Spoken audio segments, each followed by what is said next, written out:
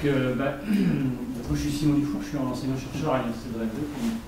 Du coup, par rapport aux présentations qui ont été faites, ça va être un petit peu différent. On va repartir un peu en amont, si je peux parler comme ça, c'est-à-dire de voir un peu le type de savoir qui vient alimenter ce type d'évaluation et comment est-ce qu'on essaie de progresser d'un point de vue plutôt scientifique, mais pas que, on va le voir, sur le type de savoir qu'on est capable justement de fournir en amont de ce type de démarche d'évaluation.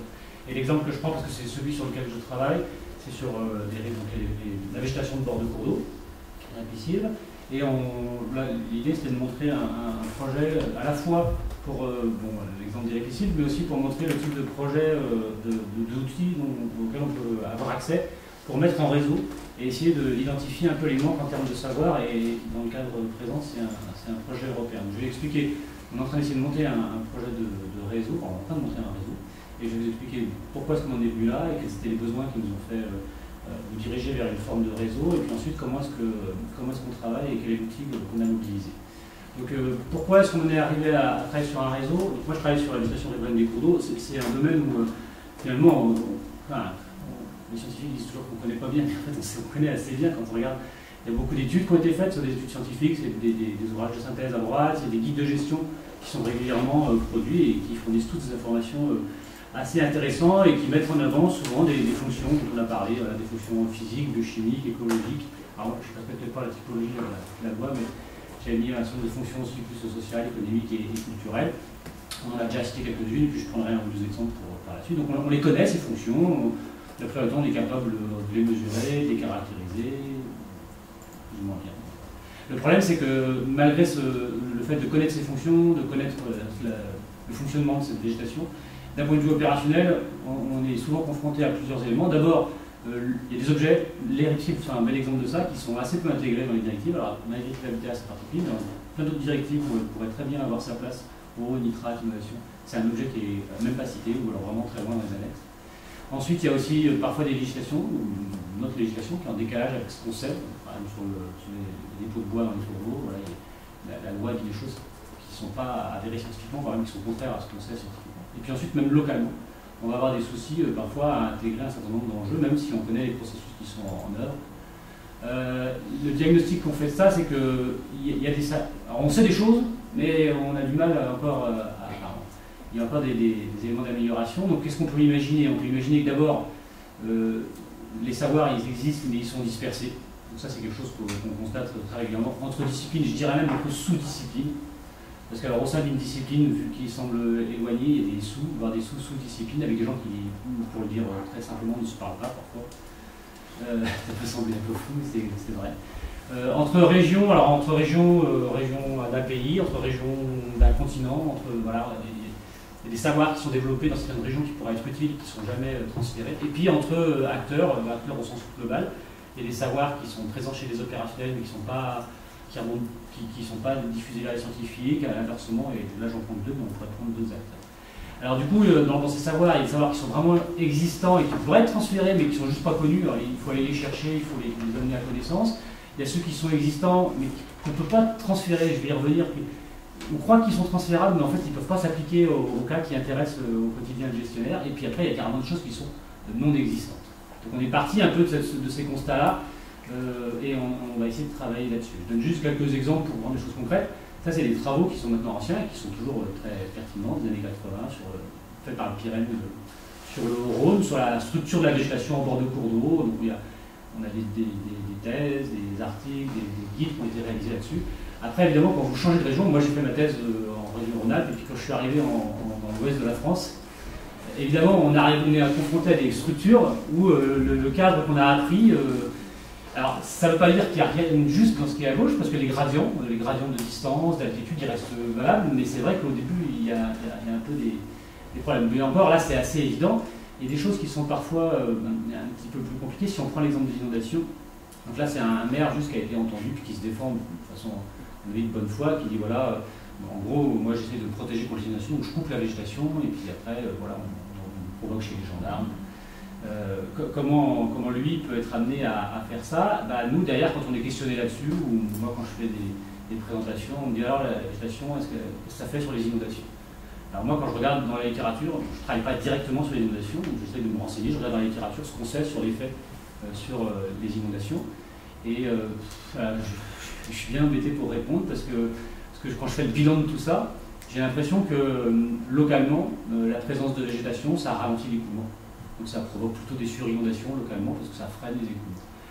Ce qui est en même temps positif parce que quand il y a cette végétation, alors là il y a le cours d'eau au milieu, il y a une rangée d'arbres de chaque côté, ça ralentit les écoulements. On voit que les écoulements ils sont moins rapides dans la partie pleine. Là. Donc ça filtre, hein, il y a un effet de filtre, on en parlait tout à l'heure, de fixation des sédiments, de tout ce qui peut être transporté par le cours d'eau en période de crue. Donc localement c'est à la fois positif et négatif.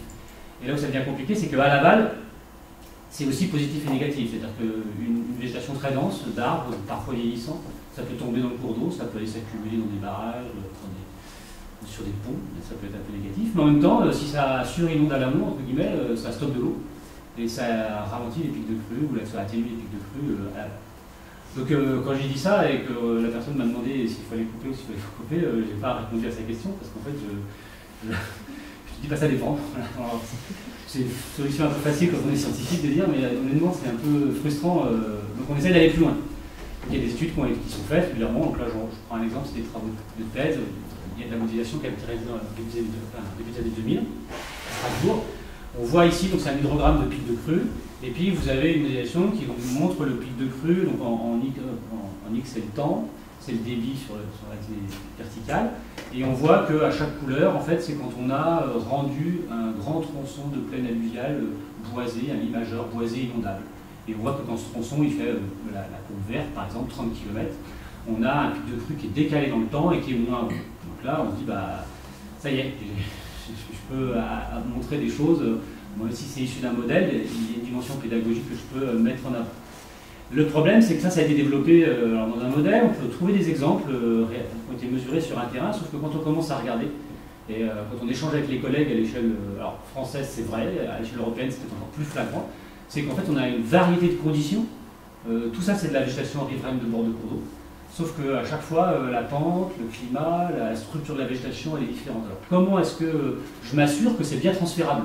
Si le savoir, il existe, comment est-ce que je fais pour m'assurer que je peux bien récupérer ce savoir-là qui a été produit à tel endroit et l'appliquer sur mon cours d'eau? Alors là, ce qu'il avait fait, on peut continuer sur les modèles. Donc là, Nicolas Kreis, qui avait travaillé là-dessus, il avait comparé deux types de contextes, des rivières à forte pente et puis des rivières de plaine à faible pente.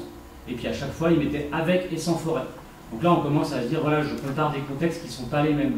Par exemple, ici, les deux pics de crue sont très proches parce qu'en fait, dans les rivières plutôt à forte pente, c'est l'énergie du cours d'eau qui est dominante et le fait qu'il y ait de la végétation, ça ne joue pas grand-chose. Alors qu'en plaine, la végétation va jouer un rôle plus important. Donc là, on s'approche un peu, on peut donner des contextes.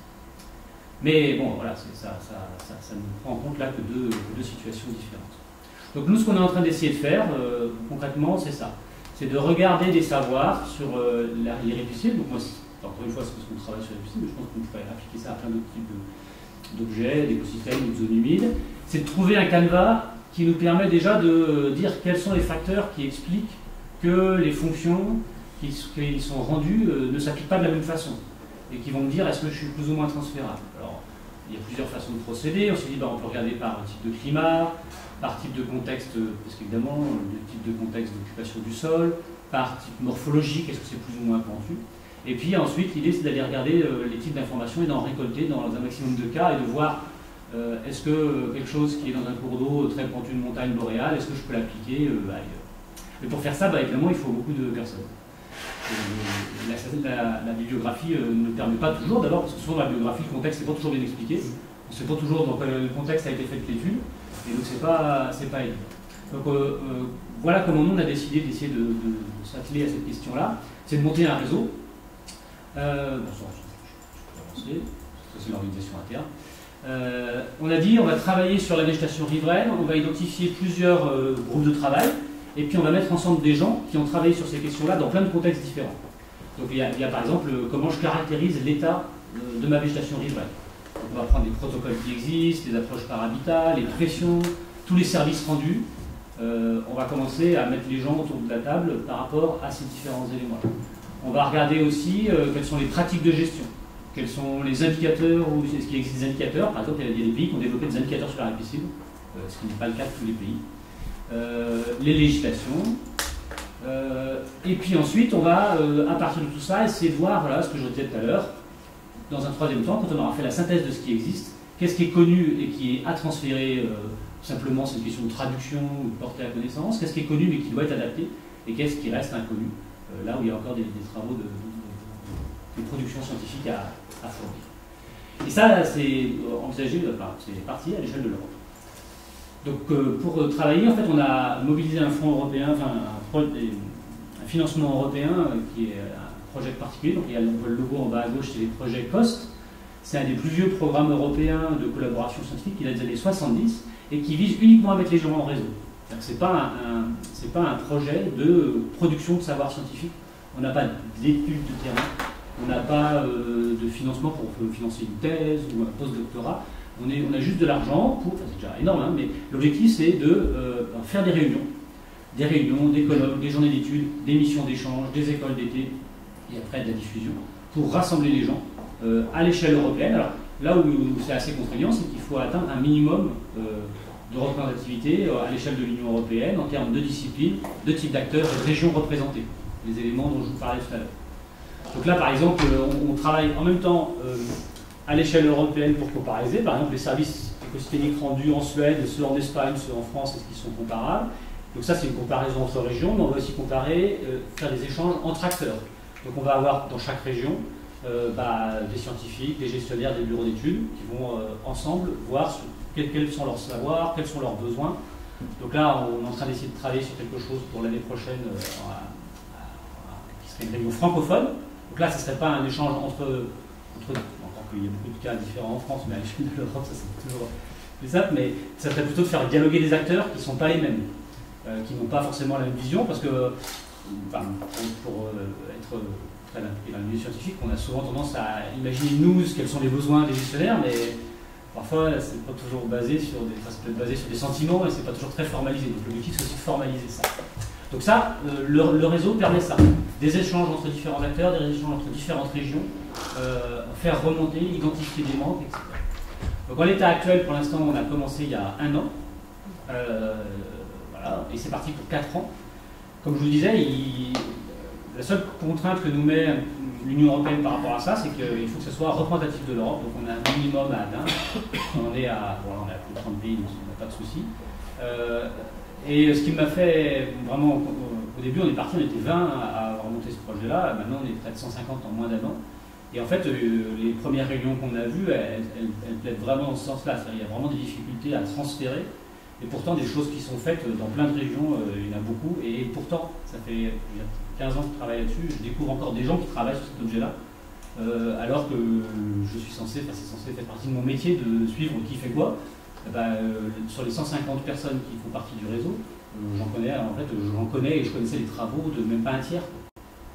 Donc pour vous dire que aussi en amont de la production de tous ces indicateurs-là et de toutes ces évaluations-là, il y a aussi une question d'organisation des savoirs qui n'est pas évidente, qui n'est pas si évidente que ça. Et qui explique aussi beaucoup de précautions qui ont été prises dans les présentations précédentes sur qu'est-ce qu'on est capable d'évaluer, qu'est-ce qu'on n'est pas capable d'évaluer.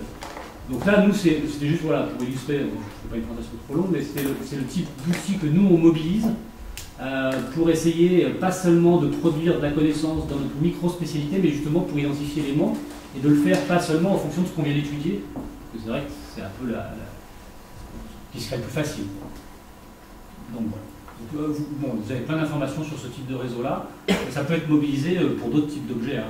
Il y a un sur les drones, c'est ouvert à toutes les thématiques, il n'y a pas de restriction. Et puis si les récits vous intéressent, vous me contactez, je vous ferai sur la liste de diffusion, un de plus, un de moins. Et on fera pour quelque chose en France là-dessus, je pense, l'année prochaine. Merci. Est-ce que c'était